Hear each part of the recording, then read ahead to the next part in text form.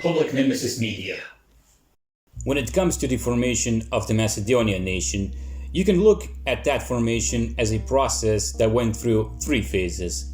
The first phase started in 1878 with the Treaty of Berlin, which separated Macedonia from Bulgaria.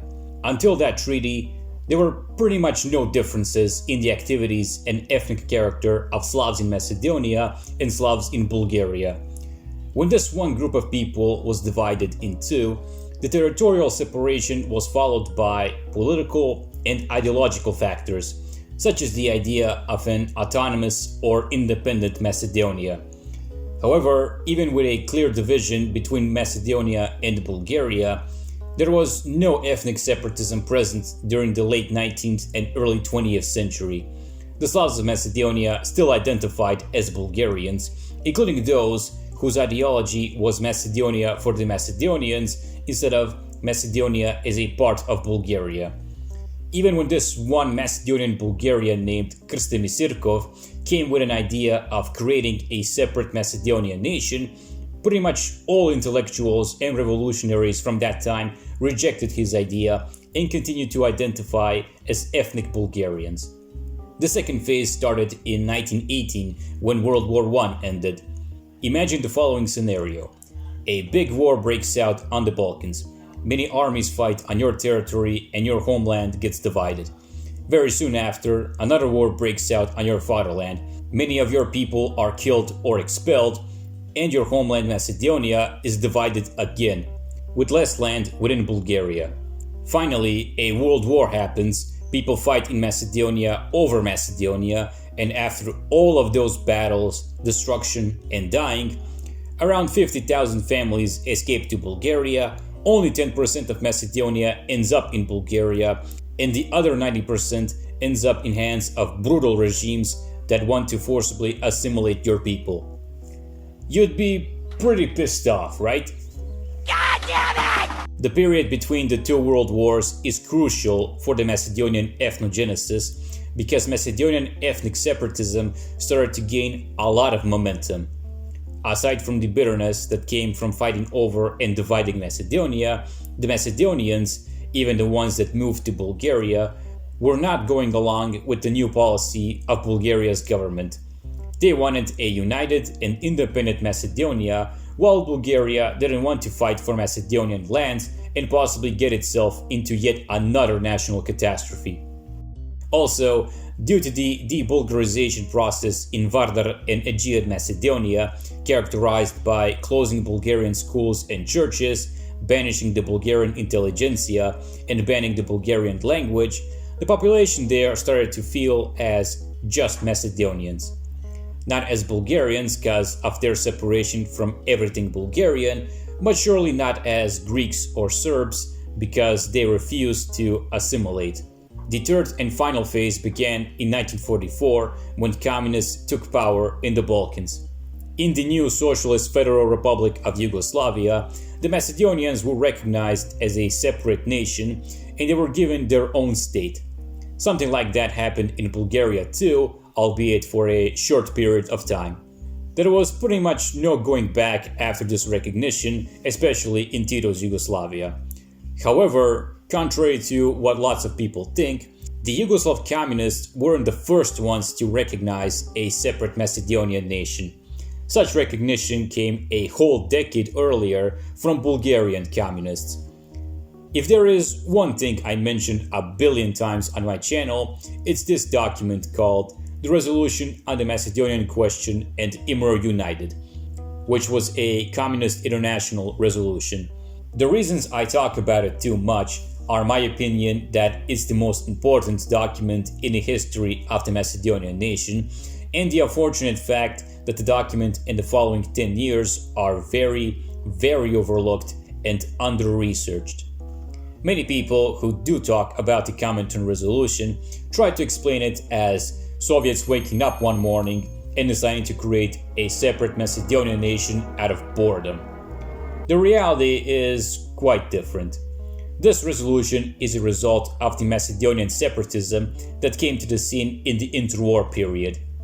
The carrier of the very idea of a separate Macedonian nation was an organization called Imre United, created by Macedonian leftists who lived in Bulgaria in 1925. This organization was acting as the Macedonian wing of the Bulgarian Communist Party, who gave it unconditional support. Through the party, the Macedonian Communists sent the wish and explanation for a separate nation, which was accepted by the Comintern. Here's proof for what I just said.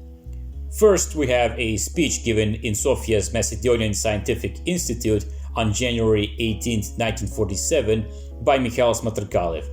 In that speech, Smatrkalev said the idea of a Macedonian nation wasn't created by Tito's partisans or Macedonian partisans, but by Imre United back in 1932, which he was a member of. Then we have Dino Kilsev, who made a special report for the Comintern in order to make the communists there familiar with the Macedonian nation. Afterwards, we have Dimitar Vlahov, who in his memoirs wrote that he made the resolution itself because the two non-Macedonians the Comintern hired to do that couldn't, since they didn't know how. Finally, you can take a book called Does the Macedonian Nation Exist?, released in 1940 and then re-released 3 years later under the name Macedonian Bulgarians. While not a one-of-a-kind book, I'm mentioning it because it was written by Vasil Hadjikimov, a once member of Imre United, who left that organization because he didn't accept the very idea of a separate Macedonian nation. Not counting the preface, Hadjikimov wrote, quote, "The Macedonian nation, as an idea, was born in the mentally ill brains of Bulgarian communists, who made it in a magical way in order to remove the Macedonian population from the influence of Bulgarian imperialism." End quote. Now, I said that Macedonian ethnic separatism gained a lot of momentum after the end of World War I. That fact is reflected in the text of the Comintern resolution and even in Macedonian articles written after that resolution. The text is a bit long, so I won't read it. Instead, I'll sum it up in a few words. Bulgaria, Serbia, and Greece fought over Macedonia many times. The population of Macedonia suffered a lot because of those conflicts, and the three countries that divided Macedonia and aspired for entire Macedonian land are justifying their actions and occupation by denying the existence of the Macedonian nation. That's why Macedonians have to say that they aren't Bulgarians, Serbs, or Slavic-speaking Greeks, but a separate nation in order to free all parts of Macedonia and unify them into an independent Macedonian state. The Comintern resolution, and with it the Macedonian nation itself, was accepted by the majority of the Bulgarian Communist Party and especially Imre United. Indeed, since 1934, a separate Macedonian nation existed in the eyes of these two organizations. However, things get a little messy from this point. You see, while they both thought that a Macedonian nation was legitimate, the ways they viewed that nation were quite different. Now we get to the main question of this video. How was the Macedonian nation accepted in Bulgaria? I'm gonna generalize a bit, but that's in order to make things simple for you to understand. There were three groups of people, each having their own viewpoint on the separate Macedonian nation. The first group had the no nation viewpoint. These are essentially people who didn't want to accept that nation's existence. They not only continued to identify as Bulgarians, but also kept the quote-unquote outdated view that Macedonians are Bulgarians even after 1944. The already mentioned Vasil Hadjikimov is a good example of a Macedonian communist who refused to believe in a Macedonian nation. There's also Hristo Ampov, another Macedonian communist, who held a speech of his own in the Macedonian Scientific Institute in January of 1947. Like Hadjikimov, Ampov thought that such nation didn't exist because Macedonian Slavs identified as Bulgarians for centuries, and divisions like different territories they inhabited were irrelevant. There's probably more examples. I mean, Smatrkalev admitted in his speech that they were called traitors and even sectarians for daring to suggest that a separate Macedonian nation existed, But overall, its existence was recognized by Imre United and Bulgarian Communist Party as they viewed the Macedonian nation as something progressive. The denial came predominantly from the right-wing factions of IMRO, like the Mikhailovists. The second group had the old nation viewpoint. That was a viewpoint created by Macedonian communists from Imre United. According to them, the Macedonian nation was formed through a long process that dates back to the first Slavs that arrived in Macedonia back in the 6th century. Those Macedonian Slavs then made a barrier between them and everyone on the outside, and over time they evolved into the Macedonian nation. Essentially, their viewpoint was that Macedonians have never been Serbs, Greeks, or even Bulgarians. That theory, of course, was made in order to fight occupation and assimilation, including from Bulgaria, and in accordance to the basis of the Comintern resolution, which stated that Macedonians had to say they were a separate nation in order to free themselves in their fatherland. There were quite a lot of people with this viewpoint. Pretty much all of them were members of Imre United. Most notable were Mikhail Smatrkalev, Vasil Ivanovsky, Angel Dinev, Kosta Veslinov, and many others. They thought that admitting any common ancestry with Bulgarians, aside from the basic Slavic one, would undermine the Macedonian nation or open doors for quote-unquote greater Bulgarian chauvinism. That was not the opinion of the final group of people. The third group had the new nation viewpoint. That was a viewpoint created by Bulgarian communists from the Bulgarian Communist Party. They also realized the catastrophic consequences of the wars that divided Macedonia, and they unconditionally supported the right for self-determination for Macedonians, including national separatism. However, they drastically differed from the old nation viewpoint.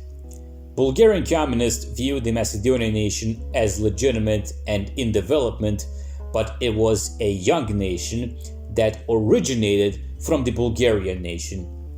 Basically, you had one single nation called Bulgarians.